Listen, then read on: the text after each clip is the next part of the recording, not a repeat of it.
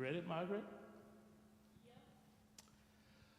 Welcome, welcome, welcome to this first edition of our student discussion forum. We are reflecting on faith and culture. My name is Father Uri Patrick Mark. I am the director and chaplain for the Lyke Catholic Newman Center. And we're going to look at this in the context of evangelization in the digital age. And today we have one of our senior grad students, and I will have him introduce himself because he's the host for tonight's topic. Yeah, hi everyone. I am Alapa Peters Odubo, and I'm a graduate student, MA student of Religious Studies, Georgia State University, and I'm extremely glad about the opportunity of anchoring today's event. So, like Father has rightly said, the topic for today's conversation is faith and culture.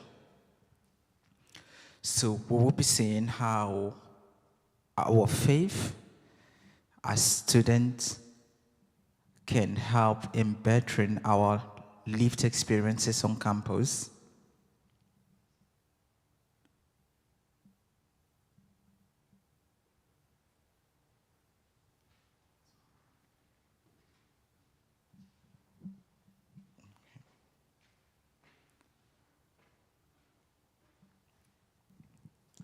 So Alapa, tell me, as you make the journey, you from all the way Nigeria, and you've successfully been enrolled in the grad school at Georgia State University, and you already a teacher assistant or professor assistant.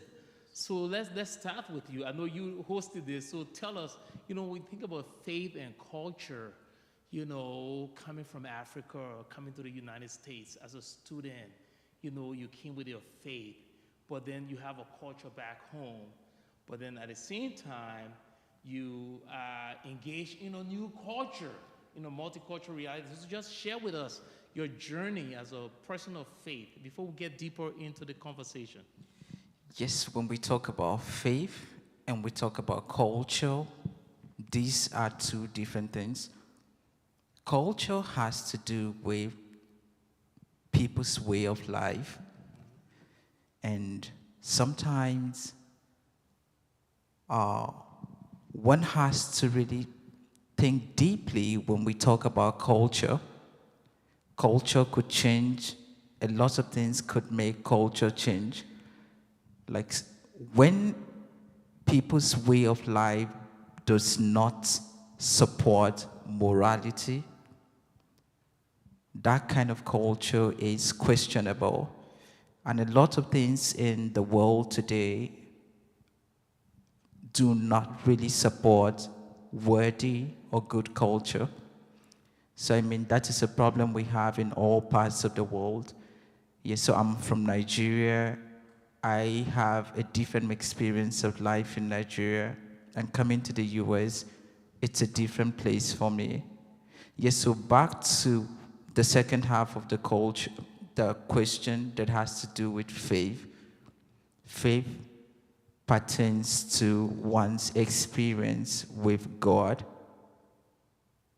It's about how much a person understands God and how much a person gives themselves to God to lead them in their spiritual life. So faith has to reflect in the way a person lives their lives. But the problem comes up when we think about how one's faith should reflect within culture. So I think that could be one of the naughty issues that we will be attending to today. Yes, yes, that's very good. You talk about faith, Hebrews chapter 11, verse 1 to 3 tells us that faith is the realization of what is hoped for and evidence of things not seen. Because of it, the ancients were tested, our forefathers were tested, and by faith we understand that the universe was ordered by the word of God, so that what is visible came into being through the invisible. Hebrew 11, verses 1 to 3. But then also in our Catholic tradition, we have what we call the profession of faith. So faith becomes a credo. I believe, those articles of faith, the creed we say at every Mass, from the Latin word credo, which means I believe.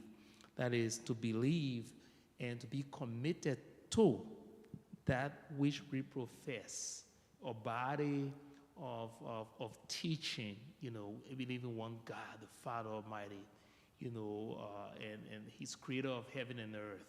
All those are elements of our faith. So faith, again, Hebrew tells us, is the realization of what is hoped for and the evidence of things not seen. And me as a person, not just as a priest, but just as a person, my faith, it inspires me to be who I'm called to be a child of God. And the topic we have tonight, faith and culture, culture is the way of life of a people, of a society, of a community. And what is even more interesting now is culture has different pockets. So even as Catholics, we have our own culture. As Americans, we have our own culture. As Africans, we have our own culture. And so it comes to that space that I'd like us to engage in. How can we, people of faith, engage the diversity of cultures and be a source of unity in diversity? Because we know there will be conflict with our faith. How do we navigate that? Yes, it's a crazy situation when we talk about culture in terms of diversity, with people having different understanding of life and having different attitude and responses to situation and people. Yes, but I think that as children of God and as Catholics, we're supposed to learn to respect other people's ways of life. First, to know that we are not expected to be judges over people's actions, that there are different things that inform the reason people are and act the way that they act. Yeah, but that's not to justify the fact that everything that happens in life is perfect. Yes, sometimes we see people committing sin in the name of living in certain cultural ways. Yeah, while we cannot judge them, we can always pray for them and pray that God one day touches them. But I think that we have the responsibility of living a worthy life in order to market a better culture or a better way of life to people who are living in sin. That is an excellent point you just made, because we live in a society where, there's the new terminology of diversity and inclusion. While we cannot judge other people because we are not appointed as judges over one culture or the other, but we Catholic and Christians have a moral responsibility to live a good, worthy life that can inspire others to say, I like the way these Catholics are living. I like the way they take care of each other and of other people. I like the way Catholic charities operate. They do this not because those they support or help are Catholics. They do good because they are Catholics, so that our way of life should inspire, but not to be judges. And that's a very important point in the time we live in. So I just wanted to just highlight that which you just commented on. Yes. Yeah. Yes, but I'm a bit curious about what your thoughts would be on how culture might stand against or support our faith. Yes, so there was a document reading by the Vatican. There were 3 commissions. One of the commissions were of education, of culture, and science. And the title of this document was The Presence of the Church at the University. And basically, this document was saying that, and I look at the presence of the church at the non-Catholic university is the Newman Center. So for example, the Lyke House is the presence of the Catholic Church to these non-Catholic universities here. And one of the roles of the Newman Center, which is the presence of the church, is this: to draw souls to Christ, number one, but to also engage the university culture and to be an agent of change and transformation, to impact the university culture, not in an aggressive way, but through dialogue, through respect, through witness and proclamation. So these are very important terminology in how we can engage the university culture. So for example, in recent time, we just had this situation last Thursday where there was a torrential rain and 24 students lost everything. And so none of those students were Catholics. But I said, it disturbed me. I said to myself, we have to do something as Catholics. So after much prayer and reflection, I said, we have to do something. We have to show them the love of God in times of natural disaster. We have to stand with them in the face of this dramatic fear that threatens their very life, because some of them were in the dorm when the water was gushing like river. So it was very terrible. So there again, as the church is present at the university, as the Catholic Church present at the university, whatever we do in our response to that becomes an agent of change to transform university culture. In other words, we can use our Catholic social teachings to engage the society. A few months ago, February, a young man was killed on our property. And the way we responded to that, the center became a place of prayer.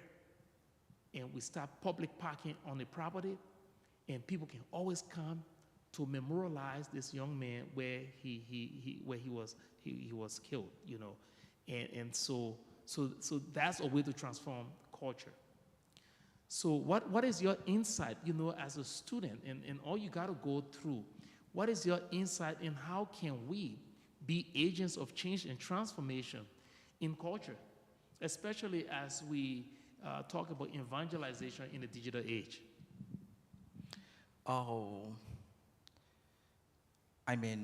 One step towards that is this conversation that we're having now.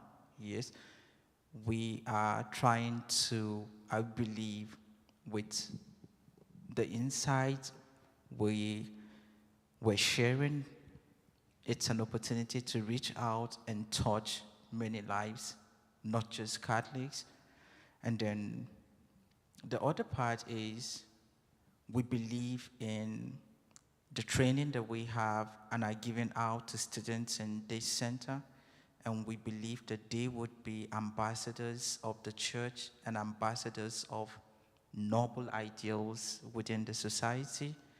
And I think that the best point would be towards touching students' life, encouraging them to be good people in the society, to be wonderful, nice people in classes, and in that way, touch other people's life. Students are out there and are passing through a whole lot. They also need their colleagues to touch them, and it is the responsibility of most religious centers to try to transform students' life in such a way that they can be blessings to their colleagues outside. Yes. And as you are speaking, something came to my mind. Okay. Everybody would be saying, but why is Father not sitting there? He's sitting on his side. And that's important. It's one of the ways we can transform cultures, where the student, the Newman Center, Newman Ministry is about students and how we can inspire them into leadership in a church. So that's why you sitting there and I'm sitting here. You are the host, and I'm also part of the facilitators and stuff like that. Few other students would have come, but they have some conflict with classes. But I want to dive into another aspect. You know, there's this, St. Augustine used this phrase a lot. He said, faith seeking understanding. When a person leaves home, when a young person leaves home and come to the universitas, they're coming into higher education. And within this realm of higher education, a lot of things are challenged. Faith is challenged. They encounter, so I'm just imagining a young person from a rural community where everything was connected with a church. Even like from Africa, everything connected with church, different places we come from. And they come to a big university like Georgia State University, where they have people who do not even believe in God, where you have different atheistic beliefs and stuff like that, that even question one's faith.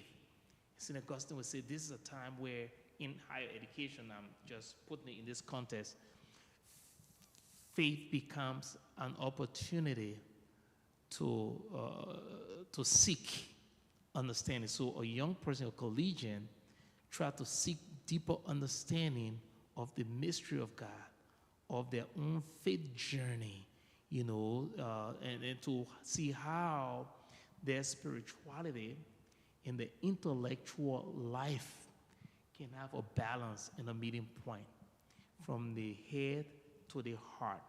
How has that journey been for you? Yes, all thanks to God, I was raised from a very spiritual family here. So where my faith had serious transformation, my parents made the time to ensure that the first encounter we had in my family was God. Yes, so I'm so happy about the fact that you raised the challenges students face when they come into our university system. Like America, it's a very complex world, and many ideologies are being sold out. And some of those ideologies, while I am trying not to judge, I would have to say that they are not proper ideologies. The challenges your faith. Yeah. Let's use that terminology. Yes. It challenges your so faith. they challenge our faith. Yes, so that takes me to a story about some student I was having a conversation with, and I asked the student asked me about my faith, and I said I'm a Catholic and I believe in God. And I asked the student about her faith, and she says she believes in everything. So I was like, how can you believe in everything when you don't even understand one thing fully? And she lacked what to say. But that goes to show a lot about the mentality of students, the fact that they fall as victims to some of the ideologies that fall around, where people try to minimize the space of religion, and then the student is just caught up in confusion, and their life begins to lose meaning because the very foundation of their faith has been shaken. So my encounter here, I think I thank the Lyke House and the church and my parents. Yeah, it's not been easy for the very fact that I'm studying religion, and some of the arguments we have are really strong and could destabilize my faith in God. But I'm just happy for the support I have here and the constant reminder that I came from somewhere and I have a foundation. And once that foundation is obstructed, I am doomed. So you mentioned about this, your friend. Yes. And what came to mind, and as you were speaking, I'm just listening to you, following the narrative. I see that could be an opportunity for evangelization. You know, in the midst of all the different ideologies and stuff like that, whenever we, people of faith, come to an encounter with someone who believes in everything. I like the way he says she believes in everything, you know, but believe in everything, you know, does not give a lot of roots in one thing. But that becomes a great opportunity for evangelization to help this person gain some root, because this person could be a faith seeker. They are seekers of faith. They're trying to find something that will stabilize their lives. And so they are not limiting themselves into one space. They're looking everywhere. You understand? You see what I'm saying? So that's a very interesting. So I will challenge you and I will encourage you to revisit that person. Yeah. And catch up with them.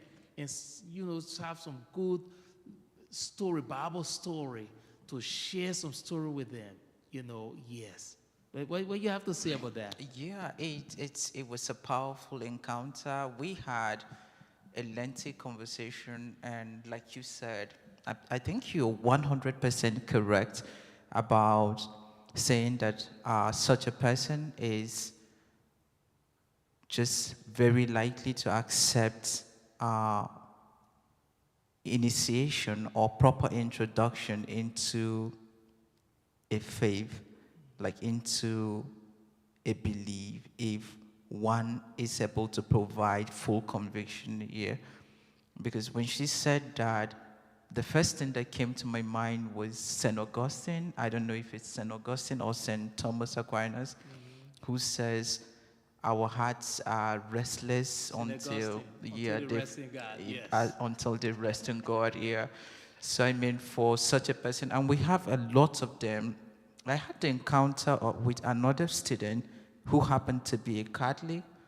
In the secret, she would tell me how lovely the Catholic faith is, but when we are in public, she denounces the Catholic Church and her faith, and doesn't want anybody to think that she has any interest in religion. So I think that that was her way of proving her sophistication. Sophistication. Yeah, so there was a time when she was asked, we were asking, I think the lecturer was thinking towards relaxing the class mood for class conversation, and asked if what's all of us loved most. And while everyone was saying what they liked, when it came to her turn, someone shouted from the back, she loves Bible study. And the lady laughed, said she would never do that. Yeah, but I know her in private, she would tell me a lot of things.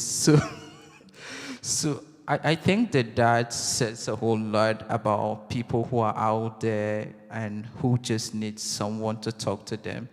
And I think that our goal and objective as students of faith is to open our minds, not to judge, but to take people who are yearning to Christ by the hand and bring them to Christ. And that is called accompaniment, to accompany them. And that's very, very important. And it is very interesting. What is even more interesting, I know we press with time. We have about 6 minutes. So in the last minute or so, we'll put our theme song on with the Lyke House logo. So, and our tech person today is Margaret. So Margaret, we thank you for taking care of tech and IT for this live stream. Now, what is interesting is that there's a whole attitude towards religion as a private affair, and that some people do not like to bring their faith in the public square because we live in a secularized society. But to be a missionary disciple, to be a real disciple of Christ, we have to be out there. And so you are out there, you know, so we have to try to empower those who in private, you know, we talk everything that God wants to hear, everything that Jesus loved to hear. They will say it in private, but when they're in public, they hide. So we have to try to accompany them, you know, from the shadows, but to also empower them to be missionary disciples, to be true disciples of Christ who are willing to profess their faith in a public square, even in the light of prosecution, because they fear that they will be teased or they will be prosecuted or they will be discriminated against because they are Catholic, and all of that. So, but that's a very good step, and be compassionate with her and try to accompany her. I hope one day you introduce him to some of these your friends. You can invite them to join us for Bass so that we can empower them to be missionary disciples in this digital age as we bring faith in the public square. So you give us your last word before we close. Yes, I think I am going to take a cue from your last words concerning being compassionate with people who are afraid of expressing their true identity in public in terms of their faith here. At the back of that would be to encourage people to be honest with themselves. Your identity should be all encompassing. Your faith in God is at the very top of your identity.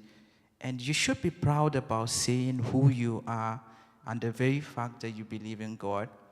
If an atheist can hurriedly raise his hand in public to say, no, I don't believe in God, then why shouldn't you who believe in God do the same? Yes, so I think that we should be proud about what we are. It's not a contagion or a contamination that would spread across and then get us to be victimized by other people. Yeah. Yeah. So thank you so much, Alapa. Thank you so much, This Father. has been a great conversation, faith and culture, and how from our sharing, we have seen that living in a secularized culture, it really kind of, it try to box people of faith. It put people of faith in a box to the extent that our collegians, some young people, they practice their faith privately, and it's hard to come out in the public square.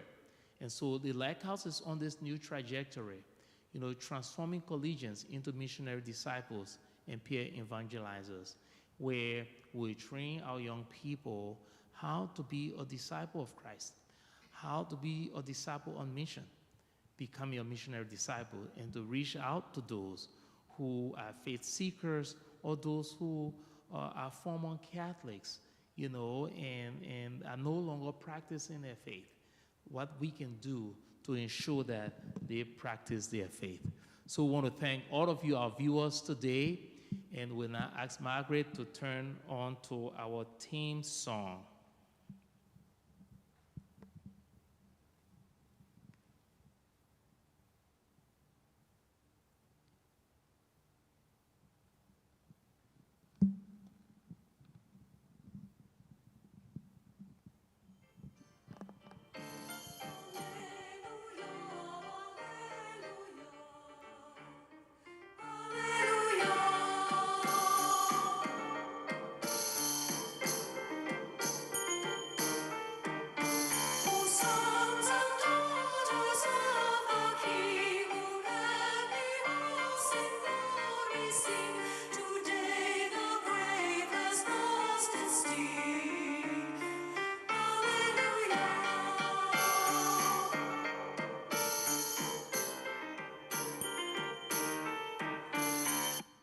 And this has been a Like